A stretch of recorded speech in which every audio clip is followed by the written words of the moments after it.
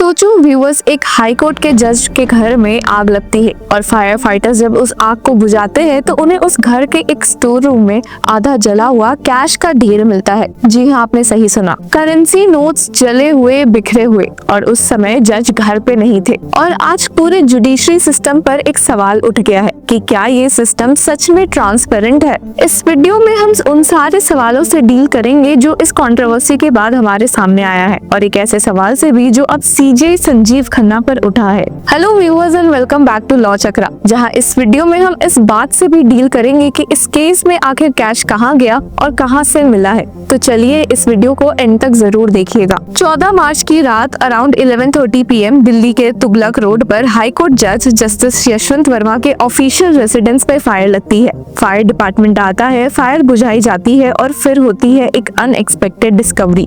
एक store room में supposedly कुछ हाफ बर्न्ड करेंसी नोट्स मिलते हैं। ये इंसिडेंट सिर्फ एक फायर तक सीमित नहीं रहा, ये जुडिशरी के एक हाईली प्लेस्ड ऑफिशियल के घर हुआ और इसी वजह से इसने पूरे लीगल फ्रेटर्निटी में स्टॉर्म क्रिएट कर दिया। जस्टिस वर्मा उस वक्त भोपाल में थे अपनी वाइफ के साथ। जब उनसे इस इंसिडेंट पर उनका रिस्पॉन्स मांगा गया तो उन्होंने कैटेगरिकली डिनाई किया कि उन्होंने या उनकी फैमिली ने कभी भी वहाँ कैश स्टोर नहीं किया। उन्होंने कहा कि ये एक कॉन्स्पिरेसी है जिसमें उन्हें फ्रेम किया जा रहा है। अब आते हैं सुप्रीम कोर्ट के रिस्पॉन्स पर। 20 मार्च को chief justice of India justice Sanjeev Khanna ने जस्टिस वर्मा के ट्रांसफर का प्रपोजल दिया उनको इलाहाबाद हाई कोर्ट भेजने के लिए, जबकि नेक्स्ट ही दिन सुप्रीम कोर्ट ने एक ऑफिशियल प्रेस रिलीज में कहा कि उनकी ये ट्रांसफर इस कैश इंक्वायरी केस से डिफरेंट है। पर सबको ये कोइंसिडेंस काफी शॉकिंग लग रहा है। फायर इंसिडेंट के सिर्फ 6 दिन बाद ट्रांसफर का प्रपोजल, वो भी बिना किसी फॉर्मल डेलिब्रेशन के। इससे भी ज्यादा शॉकिंग था सीजीआई संजीव खन्ना का डिसीजन वीडियो एविडेंस और preliminary findings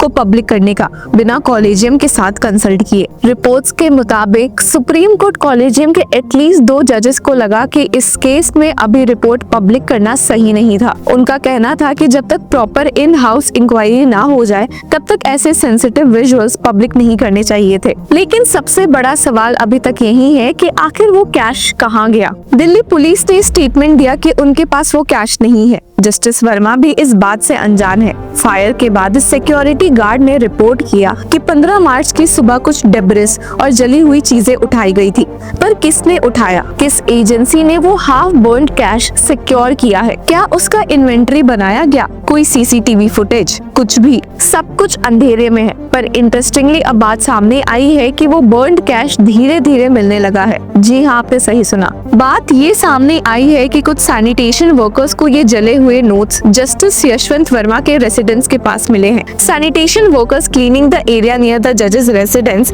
revealed that they had been noticing small burned pieces of currency notes over the last 4 to 5 days while clearing waste and fallen leaves. इसमें से एक सैनिटेशन वर्कर ने media से बात करते हुए कहा कि We were cleaning here 4 to 5 days back and collecting garbage when we found some small pieces of burnt ₹500 notes. We found it that day. Now we have found 1-2 pieces. We do not know where a fire broke out. पर इसके साथ ही अब ये कहा जा रहा है कि ये बर्न्ड करेंसी जिस स्टोर रूम में मिली थी वो एक्सेसिबल था सभी लोगों के लिए। जस्टिस वर्मा कहते हैं कि रूम अनलॉक था, पर दिल्ली हाईकोर्ट के चीफ जस्टिस देवेंद्र कुमार उपाध्याय की प्रीलिमिनरी रिपोर्ट ये बताती है कि सिर्फ घर के लोग, डोमेस्टिक स्टाफ और CPWD के कुछ लोगों को एक्सेस था। तो फिर ये सवाल है कि अगर ये रूम सबके लिए खुला हुआ था तो कैसे किसी ने इतने दिनों तक ये कैश नहीं देखा, और अगर रिस्ट्रिक्टेड एक्सेस था तो अकाउंटेबिलिटी कहाँ है। जस्टिस वर्मा ने ये भी लिखा कि जो वीडियो रिलीज हुआ है उसमें जो कैश दिखाए गए हैं वो उन्होंने साइट पर देखा ही नहीं है।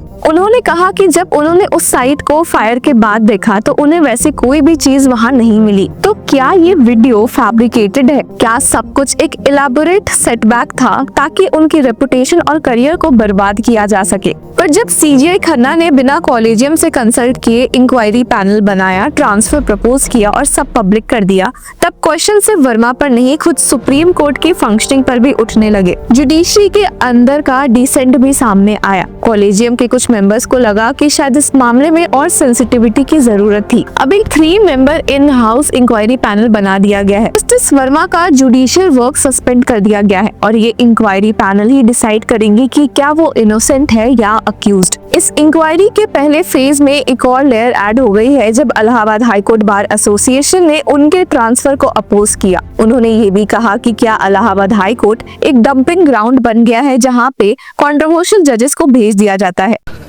देखिए, आप सब जानते हैं न्यायपालिका कैसे चलती है या न्यायपालिका की ताकत क्या है। डेमोक्रेसी के 3 पार्ट, लेजिस्लेचर है, आप चुन के भेजते हैं, कौन चुनता है? पब्लिक।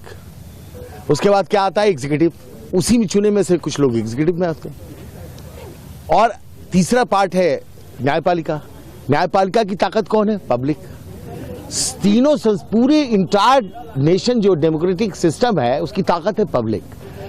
अगर पब्लिक का विश्वास न्यायपालिका से हटेगा तो क्या होगा ये खुद आप अंदाज लगा लीजिए। पूरा देश कोलैप्स करके नीचे चला जाएगा। एक सामान्य कर्मचारी के घर पे 15 लाख रुपया मिलता है तो उसको जेल भेजते हैं। एक जज के घर पे 15 करोड़ रुपया कैश मिल रहा है, उसको घर वापसी का इनाम दिया जा रहा है। क्या हाईकोर्ट, इलाहाबाद हाईकोर्ट क्या डस्टबिन है, कचरा बिन है? करप्शन के खिलाफ हाईकोर्ट बार बिल्कुल स्ट्रांग फुटिंग पे खड़ा है। हम उसका स्वागत यहां नहीं होने देंगे। उनका ज्वाइनिंग अगर होती है, we will sine die the high court, lawyers will abstain from work. आगे देखिए, आज का ये जो अभी आपको फैसला है, जो हमने स्ट्रांग वर्ड में प्रोटेस्ट किया है, ये एग्जीक्यूटिव का डिसीजन है। We have got the power to protest. फैसला क्या होगा उसके लिए जनरल हाउस सोमवार को तय करेगी। बहुत बड़ी जनरल हाउस होने जा रही है जिसमें सारे लोग मिलकर ये तय करेंगे कि हमारी मांग क्या है।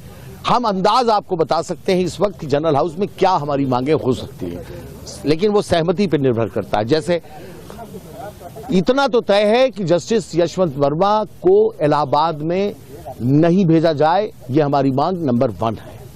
नंबर 2, किसी तरह की अब कोई जांच की आवश्यकता नहीं है, क्योंकि अगर जस्टिस वर्मा कोई एक्सप्लेनेशन देते हैं उससे पब्लिक फेथ रिस्टोर नहीं हो सकता। पब्लिक फेथ पूरी तरह से डैमेज हो चुका है। अगर पब्लिक हट गई इस न्यायपालिका से तो माफियाओं का राज्य होगा, लोग माफियाओं के दरबार में न्याय मांगने जाएंगे। तो क्या हिंदुस्तान की सरकार चुप बैठ रही है, मौन है, खामोश है? ये न्यायपालिका खामोश है? क्या पब्लिक फेथ बचाने की जिम्मेदारी सिर्फ लॉयर्स की है, जजेस की नहीं है? ऑनरेबल सुप्रीम कोर्ट ने जो ये कोलिजियम ने डिसीजन लिया है, हम उसके अगेंस्ट है, हम उसके खिलाफ प्रदर्शन कर रहे हैं। सर, अगर वो आते हैं तो उसके बाद वो ज्वाइनिंग यहाँ अगर होती है, उनका स्वागत यहाँ होगा तो हाईकोर्ट को हम साइन डाई क्लोज करेंगे। इम्पैक्ट ये समझिए कि फिर हाईकोर्ट में, उनके कोर्ट में, अदालत में अनिल तिवारी अगर बहस करने खड़े हैं तो अनिल तिवारी को ये लगेगा पता नहीं दूसरे साइड से कितना पैसा लिया इन्होंने।